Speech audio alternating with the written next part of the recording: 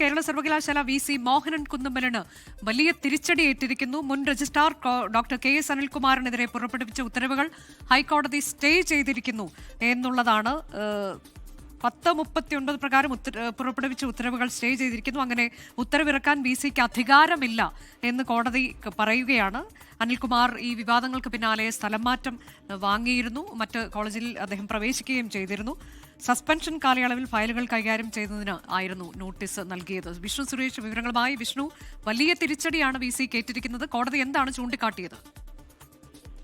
അനുജ, മുൻ രജിസ്ട്രാർ അനിൽകുമാർ നൽകിയ കുറ്റാരോപണ നോട്ടീസാണ് ഇപ്പോൾ ഹൈക്കോടതി സ്റ്റേ ചെയ്തിരിക്കുന്നത്.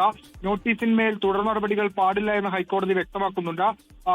സിംഗിൾ ബെഞ്ചാണ് ഇത്തരത്തിലൊരു ഉത്തരവ് ഇറക്കിയത്. അതായത് ഈ നോട്ടീസ് ചോദ്യം ചെയ്ത് വി.സിയുടെ അധികാരപരിധിക്ക് പുറത്താണ് എന്ന് ചോദ്യം ചെയ്ത അനിൽകുമാർ നൽകിയ ഹർജിയിലാണ് ഇപ്പോൾ സ്റ്റേ ചെയ്തുള്ള ഉത്തരവ് പുറത്തു വന്നിരിക്കുന്നത്. സസ്പെൻഷൻ കാലയളവിൽ ഫയലുകൾ കൈകാര്യം ചെയ്ത പശ്ചാത്തലത്തിലാണ് വി.സി. അനിൽകുമാറിന് കുറ്റാരോപണ നോട്ടീസ് നൽകിയത്. സർവകലാശാല ചട്ടം 10/33 പ്രകാരമായിരുന്നു നോട്ടീസ്. പക്ഷേ അത്തരത്തിൽ ഒരു നോട്ടീസ് നൽകാൻ വി.സിക്ക് അധികാരമുണ്ടോ എന്ന വിശദീകരണം നൽകണം എന്നാണ് ഇപ്പോൾ ഹൈക്കോടതി പറഞ്ഞിരിക്കുന്നത്. ആ പശ്ചാത്തലത്തിലാണ് നോട്ടീസിന്മേലുള്ള എല്ലാ നടപടികളും ഇപ്പോൾ സ്റ്റേ ചെയ്തിരിക്കുന്നത്. പക്ഷേ ഇപ്പോൾ പ്രധാനപ്പെട്ട കാര്യമുള്ളത്, അനിൽകുമാർ ഈ വിവാദങ്ങൾക്ക് പിന്നാലെ തന്നെ അവിടെ നിന്ന് ട്രാൻസ്ഫർ ആയി പോയിരുന്നു. പക്ഷെ അദ്ദേഹം ഈ നിയമ പോരാട്ടം, ഈ അധികാരവുമായി ബന്ധപ്പെട്ടുള്ള നിയമ പോരാട്ടം തുടരാൻ തീരുമാനിച്ചു. ആ പശ്ചാത്തലത്തിലാണ് ഹർജി ഹൈക്കോടതിയിൽ നൽകിയത്. ആ ഹർജിയിന്മേലാണ് ഇപ്പോൾ അദ്ദേഹത്തിന് അനുകൂലമായുള്ള ഉത്തരവ് വന്നിരിക്കുന്നത്. അങ്ങനെയെങ്കിൽ ഇതിൽ എങ്ങനെയാകും ഈ തുടർ നടപടികൾ? അത് മുന്നോട്ട് പോകുന്നത് എങ്ങനെയാണ്? ഇപ്പോൾ അത് പൂർണ്ണമായും ഈ വി.സിയുടെ നടപടികളൊക്കെ റദ്ദാക്കപ്പെടുന്നതിലേക്കാണോ പോകുന്നത്?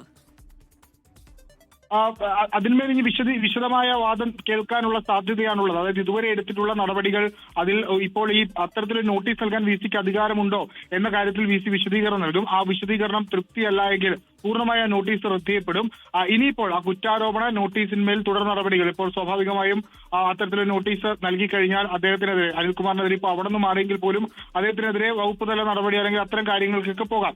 പക്ഷേ നിലവിൽ അത്തരം നടപടിയിലേക്ക് കടക്കരുത്, അതിനുള്ള സ്റ്റേ ആണ് ഇപ്പോൾ ഹൈക്കോടതി ഈ വി.സിയുടെ ഉത്തരവിനെതിരെ നൽകിയിരിക്കുന്നത്. ഇതിൽ തുടർന്ന് വിശദീകരണത്തിന് ശേഷം മാത്രമേ അത്തരം നടപടിയിലേക്ക് പോകാവൂ. അതായത് അനിൽകുമാർ ഉന്നയിച്ച പ്രധാനപ്പെട്ട കാര്യം 10/13 നോട്ടീസ്, അത്തരത്തിലൊരു ചട്ടപ്രകാരം നോട്ടീസ് നൽകാൻ വി.സിക്ക് അധികാരമില്ല എന്നുള്ളതാണ്. ആ പശ്ചാത്തലത്തിലാണ് കോടതി ഈ വിഷയത്തിൽ ഇടപെടുകയും ഇപ്പോൾ ഈ ഉത്തരവ് സ്റ്റേ ചെയ്യുകയും ചെയ്തിരിക്കുന്നത്.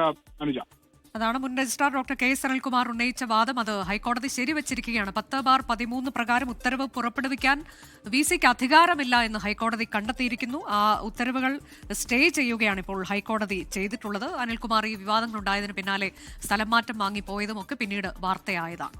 ലോകത്തെവിടെയായാലും ഏത് സമയത്തും 24 വാർത്തകളും ഓഗ്മെന്റഡ് റിയാലിറ്റി പാക്കേജുകളും എക്സ്പ്ലെയിനറുകളും വിശദമായി കാണാൻ ഞങ്ങളുടെ യൂട്യൂബ് ചാനൽ നിങ്ങൾക്ക് സബ്സ്ക്രൈബ് ചെയ്യാം.